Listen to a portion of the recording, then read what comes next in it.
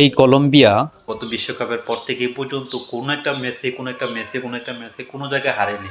কোনো জায়গায় হারার মানে তাদেরকে কেউ হারাইতে পারে নাই। তারা মানে এত প্রতিদ্বন্দ্বী, এত শক্তিশালী হয়ে উঠেছে। তারা নাকি বললে আর্জেন্টিনার সাথে জয়লাভ করে একদম ফাইনাল খেলেছে, একদম ফাইনাল কাপ নিয়ে যাবে এরকম প্রতিজ্ঞাবদ্ধ। এরকম অনেক দেখলাম যে যারা ব্রাজিল সাপোর্টার, তা আমি যদিও ডেফিনিটলিভাবে আর্জেন্টিনা সাপোর্টার না। আমি ডেফিনিটলি নির্দিষ্ট কোনো দল করি না। আমি হচ্ছে যে মানুষের প্রতিক্রিয়াটুকু বলার চেষ্টা করতেছি যে যারা মূলত ব্রাজিলের সাপোর্টার তারা কলম্বিয়াকে এত হাইলাইট করতেছে যে কলম্বিয়া এই পর্যন্ত মোটামুটি 20টা 30টা 40টা ম্যাচে এখনও হারে নাই। তারা এখনও এক নাম্বার। তারা সকলে মানে বলতে শুরু করতেছে যে আজকে আর্জেন্টিনা 100% ঠকবে।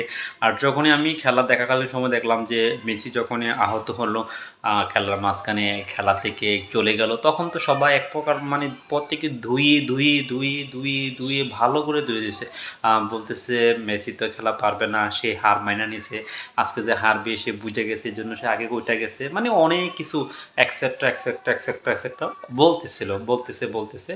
কিন্তু ফলশ্রুতিতে আর্জেন্টিনা কিন্তু সবাইকে দেখিয়ে দিল ভাই যে না, আমরাও পারি। সবাইকে বলছিল যে আর্জেন্টিনা শুধু একটাই ভরসা, টাইব্রেকার গেলে যদি কোনো মতে কাপ নিতে পারে তাহলে যদি তারা পারে।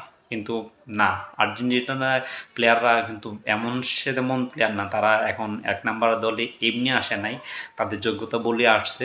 তো এখন তারা কিন্তু ফাইনালি কিন্তু লস টাইমের পরে তারা কাপ মানে শট দিয়ে গোল দিয়ে তারা দেখলাম যে তারা একদম প্লান্টি না, তারা টাইব্রেকার না, তারা ফাইনালি খেলার মাধ্যমেই গোল দিয়ে তাদের আবারও কোপা আমেরিকা জয়ী হলো। গতবার কোপা আমেরিকা জয়ী হয়েছে, এবছর বিশ্বকাপ জয়ী হয়েছে, এবছর আবার কোপা আমেরিকা জয়ী হয়েছে। মানে তাদের ঝুড়িতে শুধু এখন পদক আর পদক, পদক আর পদক, এত পদক যেটা অবশ্য আর কোনো দল এখনও পর্যন্ত দেখিনি।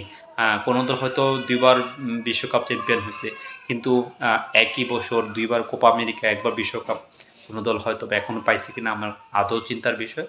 তো আমি আপনাদেরকে এতটুকু বলতেছি, যারা বিভিন্ন দল সাপোর্টিং করতেছেন, সাপোর্টটা মূল বিষয়বস্তু না, বিষয়বস্তু হলো মতভেদটা, মনোবলটা আপনারা আশা করি আর কী কেমন কথাগুলো মনে করেছেন বা মনে নিয়েছেন সেটা মূল বিষয়বস্তু না। মূল বিষয়বস্তু হলো আপনাদের মতভেদটা কতটুকু আর্জেন্টিনা সাপোর্টারদের মনের মধ্যে তীর গেঁথেছিল, সেই বিষয়টাই সবচেয়ে বেশি ইম্পর্টেন্ট।